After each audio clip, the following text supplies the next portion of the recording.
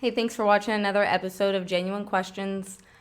But this episode is actually not going to be about Event 201. Like I said it would be. I wanted to make a quick recap video for people who are new to the page so they understand what this channel is all about and why I make these videos and what I hope people get out of it. But I do have quite a few videos on here now, and I do think the channel has come a long way since it first started. So I just want to also take this video to give a couple shout outs to people who have helped me get it to where it is today. So the main person we all have to blame for this YouTube channel is my mom, because she was the first person that I knew that was asking her own genuine questions about what was going on in the news and not just accepting what she heard at face value. And she got me interested in following the Seth Rich investigation that we covered in the first video on this channel, and told me to make sure I paid attention because this had the potential to shape out to be a very interesting investigation to follow.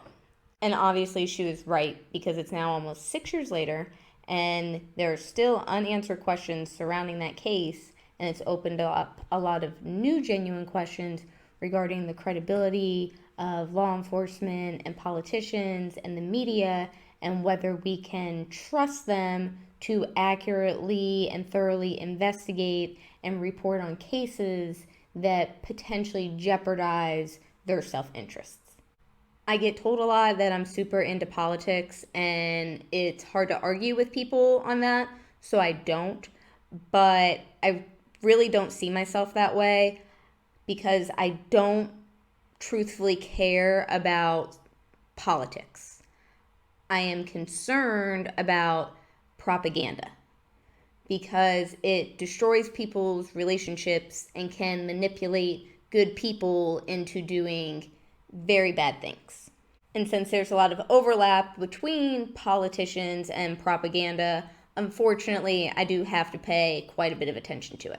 So after I got myself caught up on the ongoing Seth Rich murder investigation, I thought to myself that if I could convince my friends that this really isn't about politics, it's about the media corruption and true crime and a murder, I could really get people interested in what I'm talking about. This is House of Cards, Breaking Bad stuff. This isn't boring C-SPAN politics. So that's sort of how the initial inception of what's now the Genuine Questions YouTube channel came about, because a few of my friends who were listening to me talk about the Seth Rich investigation said they would need some visual aids because I was giving them a lot of information, and they told me to just put it in a PowerPoint.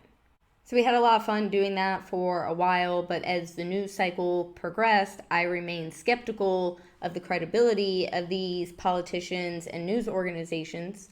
And so when they started to tell us that Donald Trump was an agent working for Vladimir Putin, and that's how he won the election, that seemed like more obvious propaganda to me. But it had the opposite effect on a lot of people, and I ended up losing quite a few friends over this different worldview that we had. So if you're a person who I know in real life who is watching these videos because I told you about this channel, or you're one of my friends from social media who tunes in, just know that these aren't opinions that I feel comfortable sharing with everybody, and it means a lot to me that you've made me feel comfortable enough that I can share them with you. I do want to acknowledge a few individual people that have helped me work on this YouTube channel.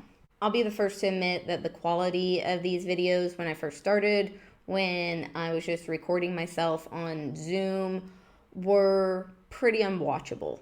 So thank you to Pete and Karina and Drew for all the advice and help with the audio and video equipment that has actually made these bearable to sit through.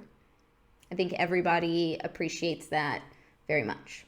I want to thank the ladies from the Chump group, because I really appreciate having them to offer multiple perspectives of what's going on so we can examine things and see which way we think the puzzle pieces best fit. I'm basically just scratching the surface on a lot of these topics. There's always further down into the rabbit hole that you can dig. I've just tried to make them as short as possible in a way that would still be hopefully interesting for people to listen to and understand enough of why I think it's concerning. So I want to thank my Facebook friend Bruce because he's always down to provide follow-up information on the topics that I cover in the videos, which helps me feel like I'm not crazy and there is more evidence to support it and maybe I'm on the right track. And I want to thank him for the book that's helping me expand my knowledge and catch me up on a lot of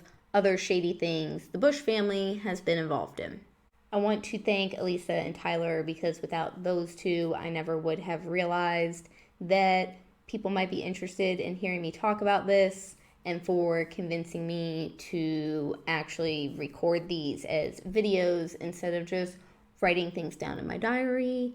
And to my friend Lisa, who through our conversations helped me come up with a title that I do think is pretty fitting for what the point is I would like this channel to get across.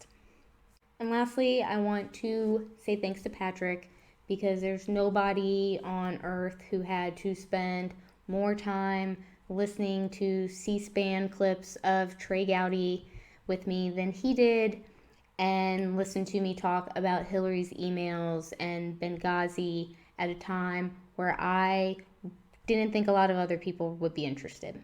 After the last video on Bill Gates, he reminded me of this old Trey Gowdy quote that wasn't really on my mind at the time, but it is the perfect summary of what I am trying to convey with these videos. So I want to play the video clip of that Gowdy quote now because it means a lot to me to get that kind of feedback and feel like people are watching this channel and they can understand where I'm coming from and notice the same things that I'm noticing.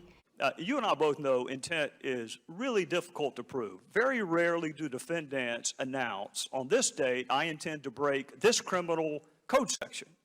Just to put everyone on notice, I am going to break the law on this date. It never happens that way. You have to do it with circumstantial evidence. So that is what I'm trying to do with this Genuine Questions YouTube channel. I'm trying to lay out what I think the circumstantial evidence is. There will always be corrupt people with bad intentions in the world. We did not eradicate that from human nature after World War II. But these people are never going to come out and admit what they are doing. They will always find a way to convince you that what they are doing is for the greater good. And when there's a lot of circumstantial evidence for corruption, and the only thing the fact checkers will tell you is this is false because we called the accused and they said it wasn't true, that doesn't debunk anything. If anything, it just raises more genuine questions about their motivations.